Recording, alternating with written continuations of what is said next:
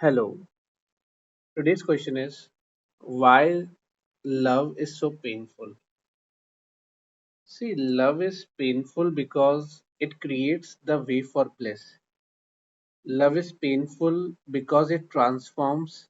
Love is mutation. Love is painful because it transforms your individuality also.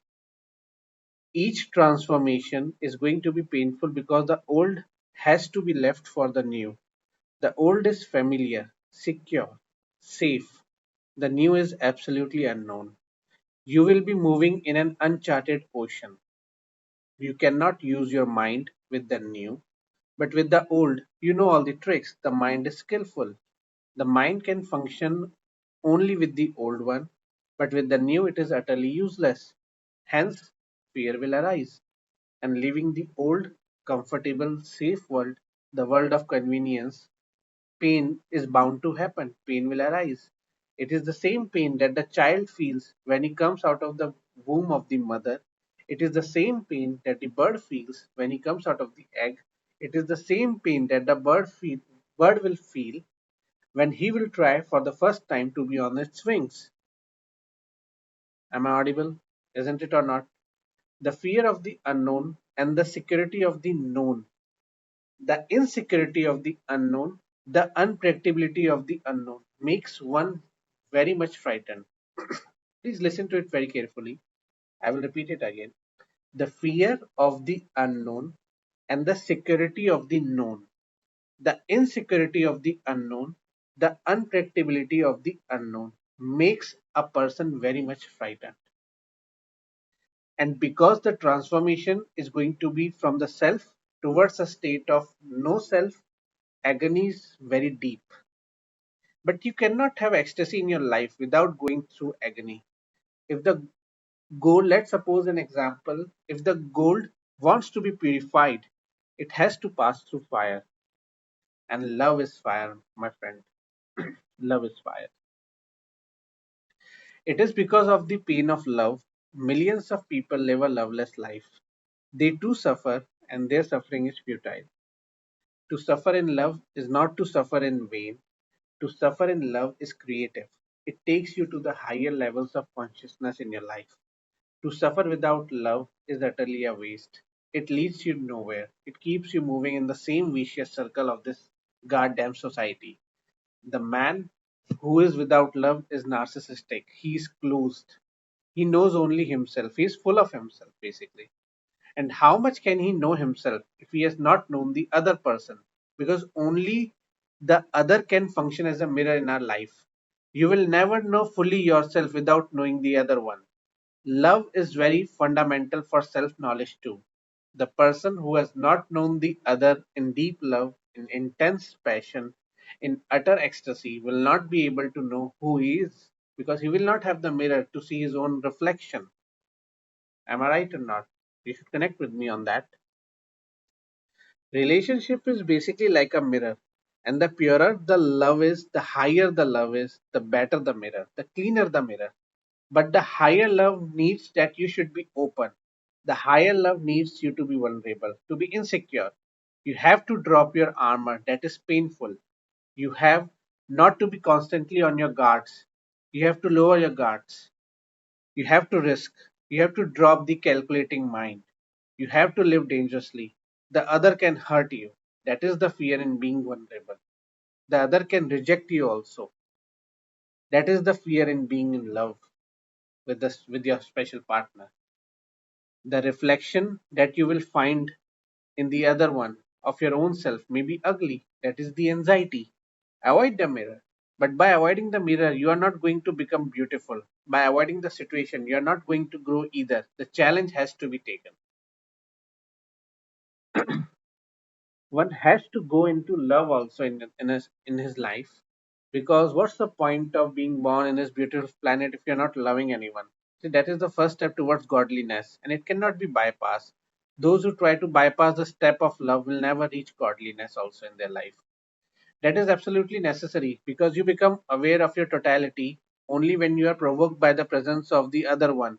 And when your presence is enhanced by the presence of the other, When you are brought out of your narcissistic closed world under the open sky, you will realize how much full of yourself you are, or how much shallow your life was being. So you can say love is an open sky. To be in love is to be on the wing. But certainly the unbounded sky will create fear in your mind, in your life, basically. To drop the ego is very painful because we have been taught to cultivate the ego. The society, the education, our bosses, the office atmosphere have taught us to develop a particular attitude. We think the ego is our only treasure. We have been protecting it, we have been decorating it, we have been continuously polishing it. And when love knocks on the door, all that is needed to fall in love is to put aside the ego. Certainly, it will be painful. It is your whole life work. It is all that you have created, this ugly ego, this idea that I am separate from the existence. This idea is ugly because it is untrue. This idea is illusionary, but our societies, the society obviously try to hold a grip on us. It will only exist based on this idea that each person is a person, not a presence. The truth is that there is no person at all in the world. There is only presence. You are not as an ego, separate from the whole. You are part of the whole universe. The whole universe penetrates inside you. The whole universe breathes inside you, pulsates inside you. The whole is your life. Love gives you the first experience of being in tune with something that is not your ego. Love is a dance, to be in love affair with the universe. Love gives you the first lesson that you can fall into harmony with someone who has never been part of your ego.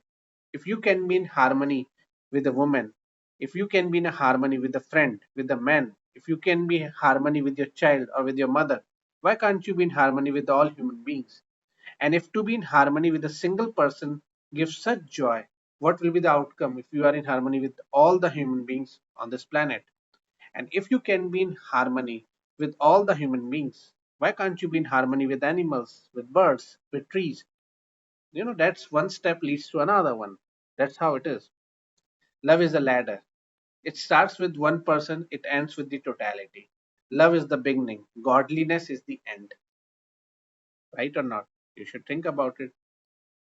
To be afraid of love, to be afraid of the growing pains of love, is to remain enclosed in a dark cell.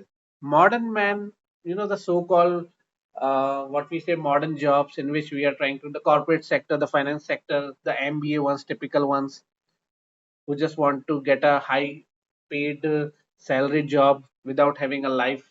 There's no life over there. Modern man is basically living in a dark cell. It is narcissistic. Narcissism is the greatest obsession of this modern mind.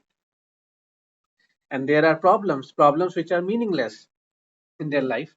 There are problems which are creative because they will lead you to higher awareness. And there are problems which leads you nowhere. They simply keep you tethered. They simply keep you in your old mess. See, the thing is, love also creates problems. No doubt in that. You can avoid those problems by avoiding love, but those are very essential problems in your life. They have to be faced, encountered. They have to be lived and gone through and gone beyond that. And to go beyond the way is through only love. Love is the only real thing worth doing. All else is secondary. If it helps love, it is good. All else is just a means. Love is the end. So, whatsoever the pain, go into that love. If you don't go into love, as many people have decided, then you are stuck with yourself. Then your life is not a pilgrimage. Then your life is not a river going to the ocean. Your life is just a stagnant pool, dirty, and soon there will be nothing but dirt and mind only. To keep clean, one needs to keep flowing also. Right or not? That is what it is. They say also to keep clean, one needs to keep flowing. A river remains clean because it goes on flowing, right? Like some philosopher has said that flow is the process of remaining continuously virgin. A lover remains a virgin. All lovers are virgin. The people who don't love cannot remain virgin. They become dormant, stagnant. They start stinking sooner or later, and sooner than later because they have nowhere to go. Their life is basically become dead. That's where modern man finds himself these days. And because of this, all kinds of neurosis, all kinds of madness have become rampant. Psychological illness has taken epidemic proportions. It is no more than a few individuals are psychologically ill. The reality is the whole world, the whole earth has become a madhouse. The whole of humanity is suffering from a kind of neurosis. And that neurosis is coming from your narcissistic stagnancy. Everyone is stuck with one's own illusion of having a separate self, then people go mad. And this madness is meaningless, unproductive, and creative. People start committing suicide. Those suicides are also unproductive and uncreative. See, you may not commit suicide by taking poison or jumping from a cliff or by shooting yourself, but you can commit a suicide, which is a very slow process. And that's what happens. Very few people commit suicide suddenly. Others have decided for a slow suicide. Gradually, slowly, but slowly they are dying. But the tendency to be suicidal has become almost universal. This is no way to live a life. And the reason, the fundamental reason is we have forgotten the language of love. We are no longer courageous enough to go into that adventure which is called as love. Hence, people are interested mainly in sex because sex is not risky. It is momentary. You don't get involved. Love is involvement. It is commitment. It is not momentary. Once it takes roots, it can be forever. It can be a lifelong involvement. Love needs intimacy. And only when you are in intimate does the other become a mirror. When you meet sexually with a woman or a man, you have not met at all. In fact, you have avoided the soul of the other person. You just used the body and escaped, and the other used your body and escaped. You never became intimate enough to reveal each other's original faces. See, love is the greatest Zen cone. It is painful, but don't avoid it. If you avoid it, you have avoided the greatest opportunity to grow. Go into it, suffer love, because through the suffering comes great ecstasy. Yes, there is agony, no doubt in that, but out of that agony, ecstasy will be born. Yes, you will have to die as an ego, but if you can die as an ego, you will be born as a god, as a Buddha. And love will give you the first tongue, tip taste of Tao, of Sufism, of Zen. Love will give you the first proof that God, that life is not meaningless, my friend. It is not meaningless. The people who say life is meaningless are the people who have not known love. So basically, all those kind of stupid people are indirectly saying that their life has missed love. Let there be pain, let there be suffering. Go through the dark night and you will reach to a beautiful sunrise. It is only in the womb of the dark night that the sun evolves. It is only through the dark night that the morning comes.